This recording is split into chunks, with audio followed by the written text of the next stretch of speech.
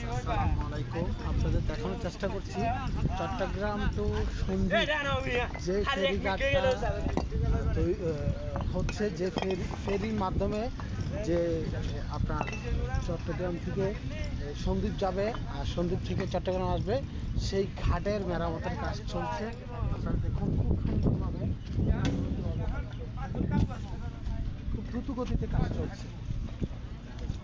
ইতিমধ্যে আমরা শুনতে পেরেছি যে এটা 5 তারিখ উদ্বোধন হবে, আশা করছেন।